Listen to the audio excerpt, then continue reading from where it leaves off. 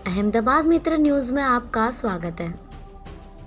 राहुल गांधी की भारत जोड़ो यात्रा का आज हरियाणा में दूसरा दिन है। राहुल गांधी नूंह के ऐतिहासिक गांधीग्राम धासेड़ा पहुंचे। यहां पर राहुल गांधी के पैरों में पट्टीबंदी दिखी। राहुल गांधी 106 दिन से पैदल यात्रा कर रहे हैं। वहीं धासेड़ा में ग्रामीणों ने मेवाती पगड़ी पहनाकर उनका स्वागत किया। यहां राहुल गांधी ने केंद्र की यात्रा रोकने की मांग को खारिज करते हुए कहा कि भारत जोड़ो यात्रा कश्मीर तक जाएगी। अब उन्होंने नया फॉर्मूला निकाला है। मुझे चिट्ठी लिखी है कि कोविड आ रहा है, यात्रा बंद करो। अब यात्रा को रोकने के लिए बहाने बन रहे। हिंदुस्तान की सच्चाई से ये लोग डर रहे हैं। हरियाणा में पहले दिन की यात्रा में 1.5 लाख लोग राहुल गांधी की भारत जोड़ो यात्रा में शामिल हुए। यहाँ खुलासा राज्य की खुफिया रिपोर्ट में हुआ है। यात्रा में शामिल हरियाणा पुलिस से एक वरिष्ठ पुलिस अधिकारी ने बताया कि रिपोर्ट में 1.5 से 2 लाख शामिल हुए हैं। यह आंकड़ा दूसरे दिन और बढ़ने की उम्मीद है। गांधीग्राम से 10 किमी पैदल चलकर राहुल गांधी सोहना में डॉक्टर आम्बेडकर चौक पहुंचे। यहाँ वह आधे घंटे की एक पब्लिक मीटिंग करेंगे। शाम 7 बजे यात्रा का समापन होगा और रात में यात्रा का नाइट स्टे बल्लभगढ़ के गांव में होगा। तीसरे दिन की यात्रा गुड़गांव जिले में प्रवेश करेगी। भारत जोड़ो यात्रा को रोकने के लिए केंद्रीय स्वास्थ्य मंत्री के पत्र पर कांग्रेस ने पलटवार किया है। कांग्रेस प्रवक्ता जयराम रमेश ने कहा कि जुलाई, सितंबर और नवंबर में गुजरात एवं ओडिशा में ओमिक्रॉन सब वेरिएंट BF.7 के 4 केस सामने आए। स्वास्थ्य मंत्री ने कल राहुल गांधी को पत्र लिखा। पीएम आज स्थिति की समीक्षा कर रहे हैं। भारत छोड़ो यात्रा एक दिन बाद दिल्ली में प्रवेश करेगी। अब आप क्रोनोलॉजी समझिए। कल केंद्र सरकार ने कोरोना का खतरा देखते हुए यात्रा रोकने की अपील की थी, मगर राहुल गांधी ने बुधवार देर रात की सोशल मीडिया पोस्ट के जरिए इशारों में साफ किया कि उनकी यात्रा नहीं रुकेगी। मैं प्रेस के मित्रों कह देता हूं, आमतौर से कह देता हूं, मगर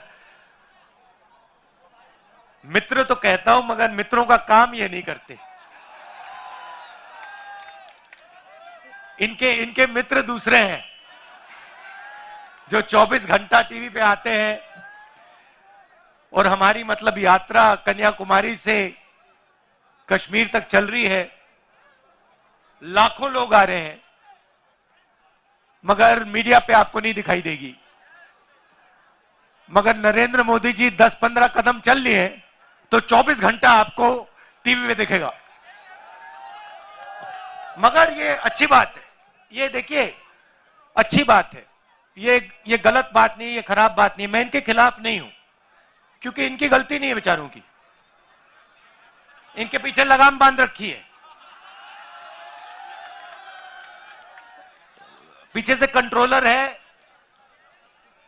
तो देखिए ये मुस्कुरा रहे हैं बेचारे, कह रहे हैं आप बात तो सही बोली। देखो मुस्कुरा रही है, देखो ये देखो मुस्कुराए। तो देश की ये हालत है। पार्लियामेंट में हम बोलना चाहते हैं ना, पार्लियामेंट में बोलना चाहते हैं, कुछ रखना चाहते हैं, जैसे राफेल हवाई जहाज के बारे में, नोटबंदी के बारे में, GST के बारे में, देश में जो नफरत फैल रही है उसके बारे में। तो जानते हो क्या होता है? जानते हो? मैं दिखाता हूं। माइक ऑफ हो जाता है, देखो ऐसे। जो बोलना है बोलो, बोलते जाओ बोलते जाओ, बोलता कुछ नहीं, किसी को कुछ सुनाई नहीं देता। टीवी उधर कर देते हैं, स्पीकर साहब का चेहरा दिखता है और पार्लियामेंट में माइक ऑफ कर देते हैं। इसीलिए हमें ये यात्रा कन्याकुमारी से शुरू करनी पड़ी कश्मीर तक। और जो मैं आपको बताऊं, जो हमें सीखने को मिला, जो हमें सीखने को मिला, वो गाड़ी में, हवाई जहाज में, हेलीकॉप्टर में नहीं सीखा जा सकता है। कहां से सीखे हम? हिंदुस्तान की जनता से सीखे, किसानों से सीखे, मजदूरों से सीखे। अब देखिए, एक तरफ आपकी कुर्बानी, यहां अभी मैंने महात्मा गांधी जी की फोटो के सामने फूल रखे। ये आए, इन्होंने आपकी रक्षा की। उस समय भी हिंसा थी, उस समय भी इन्हीं लोगों ने हिंदुस्तान को बांटने का काम, नफरत फैलाने का काम किया था। और आप याद रखिए, योगेंद्र यादव जी ने कहा वो तोड़ेंगे और हम जोड़ेंगे, मगर जब वो बोल रहे थे मैंने एक बात सोची, सही नारा है, हम वो तोड़ेंगे हम जोड़ेंगे, मगर इसके आगे एक कदम जाना पड़ेगा, हम तोड़ने नहीं देंगे। आप कोशिश करो जितनी करनी है, हम तोड़ने नहीं देंगे, एक सेकंड के लिए नहीं तोड़ने देंगे। जोड़ने की जरूरत नहीं पड़ेगी, क्योंकि हम टूटने नहीं देंगे, हम तोड़ने नहीं देंगे। और मैं आपको एक बात बताना चाहता हूं, देखिए, एक मैसेज मैं आपको देना चाहता हूं। ये गांधी जी जो हैं, ये एक व्यक्ति थे, मगर इन्होंने हमें, इनके सामने हमने फूल क्यों डाले? हमने इनके सामने फूल इसलिए डाले क्योंकि ये एक सोच भी थे। ये सिर्फ एक व्यक्ति नहीं थे, ये एक सोचने का तरीका और एक जीने का तरीका था। और अगर आप गांधी जी को समझना चाहते हो तो हिंदुस्तान में उस समय बहुत हट्टे कट्टे चौड़े लोग थे, मगर हिंदुस्तान का सबसे निडर व्यक्ति ये थे। तो अंग्रेज इनको डराने की कोशिश करते थे, डरते नहीं थे। जेल में डाल दिया, डरे नहीं। 3 गोली छाती में मार दी, तब भी नहीं डरे। इसीलिए हम इनके सामने फूल रख रहे हैं। तो मैं आपको एक ही मैसेज देना चाहता हूं, देखिए, कुछ भी हो जाए, आपको किसी से नहीं डरना है, नहीं डरना है।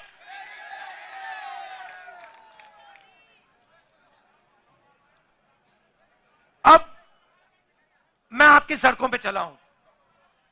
अब देखिए, क्या हुआ या नहीं हुआ उसके बारे में नहीं बोलना चाहता हूं। अलग अलग राय हो सकती हैं।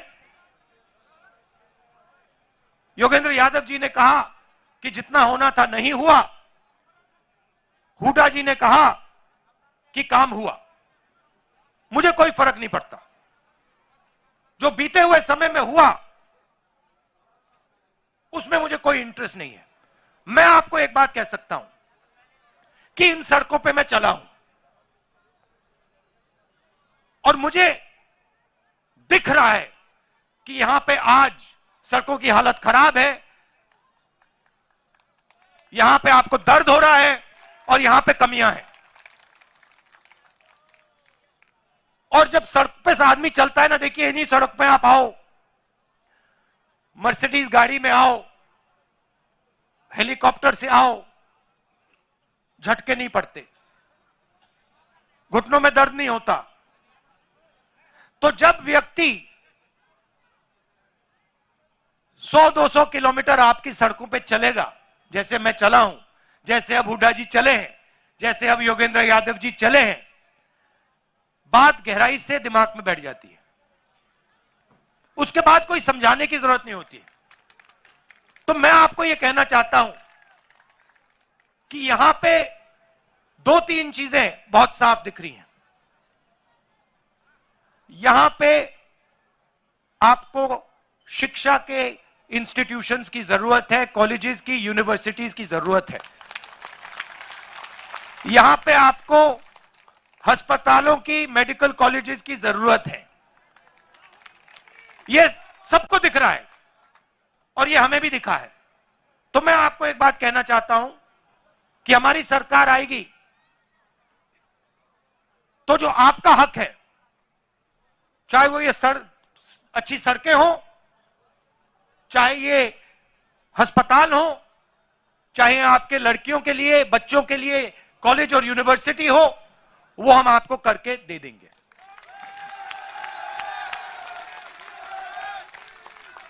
मैं ये भी नहीं कह रहा हूं कि ये 2 दिन में हो जाएगा। मुझे झूठ बोलना अच्छा नहीं लगता है, समय लगेगा, मगर हमारी नीयत साफ है और हम आपको करके दिखा देंगे।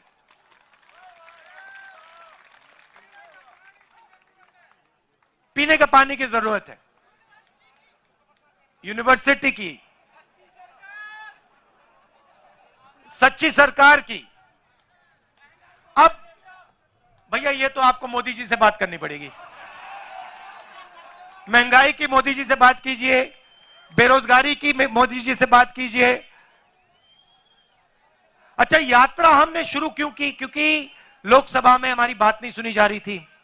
जैसे मैंने आपको कहा, माइक ऑफ कर देते हैं और देश में ये डर और नफरत फैलाने की कोशिश कर रहे हैं। नोटबंदी हो, गलत जीएसटी हो, कोविड के समय इन्होंने जो काम किया, ये सब जो कमजोर लोग हैं, गरीब लोग हैं, किसान, मजदूर, छोटे दुकानदार, छोटे व्यापारी, इनको चोट पहुंचाने के लिए करते हैं ये लोग। इनका लक्ष्य 3-4 अरबपतियों की मदद करने का है। मैं आपको एक छोटा सा उदाहरण देता हूं। इन्हीं सड़कों पे मध्य प्रदेश में नहीं, राजस्थान में मुझे किसी ने बताया कि अगर आज हिंदुस्तान में आप मैदा, गुड़, ऐसी चीजें बेचो, तो अगर आप 25 किलो से कम बेचते हो तो आप पर जीएसटी लग जाती है, और अगर आप 25 किलो से ज्यादा बेचते हो तो जीएसटी माफ हो जाती है। अब आप सोचिए, जो छोटा व्यापारी है, जो 25 किलो से कम बेच रहा है, उस पर इन्होंने जीएसटी लगा दी, और जो अरबपति है, जो 25 किलो से ज्यादा हजारों लाखों किलो बेच रहा है, उसकी इन्होंने जीएसटी माफ कर दी। नोटबंदी और जीएसटी ये पॉलिसियां नहीं है, ये हथियार है। ये छोटे व्यापारियों को मारने के हथियार है। और ऐसे ही इन्होंने एक और नया हथियार निकाला था। ये जो इनके किसान के खिलाफ 3 काले कानून थे, नोटबंदी और जीएसटी छोटे व्यापारियों को मारने के हथियार थे, और ये इनको जो 3 कानून थे, ये किसानों को मारने के, मजदूरों को मारने के हथियार थे। और हिंदुस्तान के सारे किसान खड़े हो गए, कहते नहीं, हम नहीं मानेंगे। और आपने एक चीज देखी होगी, नरेंद्र मोदी जी का आप चरित्र समझिए। जैसे ही कोई उनके सामने खड़ा हो जाता है, चाहे वो किसान हो, जैसे किसान आंदोलन में हुआ, चाहे वो जमीन अधिग्रहण बिल के बारे में हो, जैसे ही कोई उनके सामने खड़ा हो जाता है, नरेंद्र मोदी घूम के उल्टे भागने शुरू कर देते हैं। आप पहचानो, जब भी कोई भी उनके सामने खड़ा हो जाता है, नरेंद्र मोदी मुकाबला नहीं करते हैं, भाग जाते हैं, मैदान से निकल जाते हैं। मैंने प्रेस वालों से की बात की, मैंने कहा ये हमारे मित्र नहीं है, ये जूनियर लोग मित्र हैं, मगर जिन्होंने इनकी लगाम पकड़ रखी है वो मित्र नहीं है। आप देखो मेरे कितने प्रेस कॉन्फ्रेंस होते हैं, हर 5-10 दिन मेरा इनके साथ प्रेस कॉन्फ्रेंस होता है। जो भी सवाल इनको पूछने होते हैं पूछ लेते हैं। आपने नरेंद्र मोदी जी का कभी प्रेस कॉन्फ्रेंस देखा है इनके साथ? देख ही नहीं सकते, क्योंकि उन्होंने कभी किया नहीं है, क्योंकि इनके सामने खड़े ही नहीं हो सकते। वो सब पे लगाम बंधी हुई है, मगर उनको यह नहीं मालूम कि यार एक घोड़ा निकल ना जाए, एक घोड़ा लगाम खोल के भाग ना जाए, प्रेस कॉन्फ्रेंस में मुसीबत हो जाएगी। तो आप उनको पहचानिए। और ये सिर्फ नरेंद्र मोदी जी नहीं है, ये आरएसएस के सब लोग ऐसे हैं। ये नफरत फैलाते हैं, मगर ये डरते हैं, हिंदुस्तान की जनता से डरते हैं, हिंदुस्तान के गरीब लोगों से डरते हैं, हिंदुस्तान के किसान से, मजदूर से डरते हैं। तो ये आपको मालूम होना चाहिए, और इनसे कोई डरने की जरूरत नहीं है। ये कुछ नहीं कर सकते आपका। और मैं हिंदुस्तान के हर व्यक्ति से कह रहा हूं, डरने की कोई जरूरत नहीं है। यह देश डरपोकों का देश नहीं है, यह वीरों का देश है। यहां कोई नहीं डरता।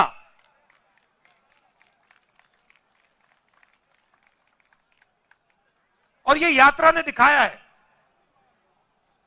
कन्याकुमारी से यहां तक आए हैं हम। कितने किलोमीटर हो गए वेनु जी? 3000 किलोमीटर हो गए। 3000। और मैं अकेला नहीं चला हूं, हजारों लोग चले हैं। हमारे साथ एक 90 साल का व्यक्ति चल रहा है। 90 साल का, सबसे सामने चलता है, किसी से नहीं डरता। वो है हिंदुस्तान। तो इस यात्रा ने दिखाया है कि ये देश किसी से नहीं डरता है, अपने भविष्य से नहीं डरता। और एक दिन, जिस दिन ये खड़ा हो गया एक साथ, जिस दिन ये देश एक साथ खड़ा हो गया, उस दिन ये पूरी की पूरी नफरत, हिंसा सब खत्म हो जाएगी। और ये भी मत सोचो कि ये दिन बहुत दूर है। ये दिन दूर नहीं है। ये दिन आने वाला है, जब एक बार फिर ये देश मिलकर भाईचारे के साथ, मोहब्बत के साथ एक साथ आगे बढ़ेगा। हम तोड़ने नहीं देंगे। सवाल नहीं उठता। जितनी कोशिश करनी है करो, तोड़ने की कोशिश करो। इस देश को हम टूटने नहीं देंगे। खत्म।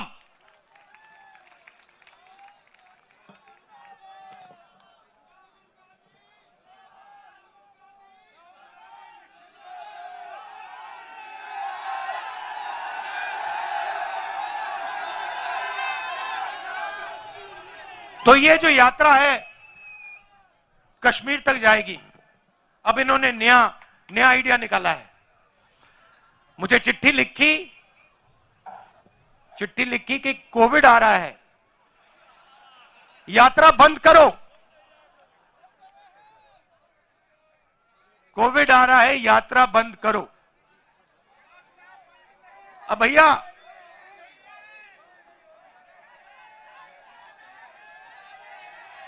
मतलब अब देखिए, अब यात्रा को रोकने के लिए बहाने बन रहे हैं।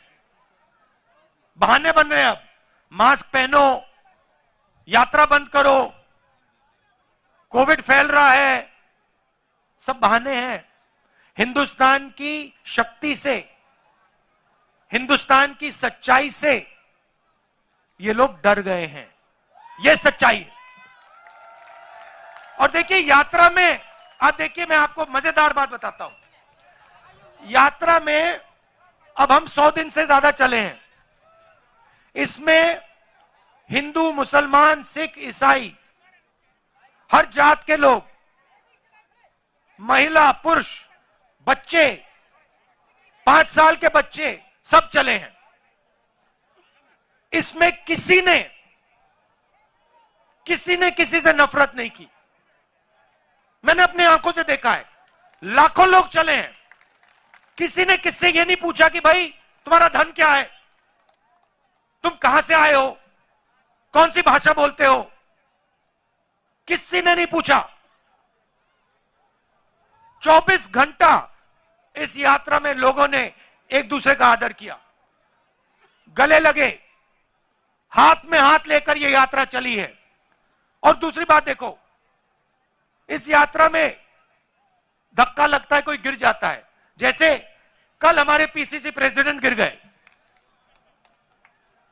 आप इनसे पूछो, 1 सेकंड नहीं लगा,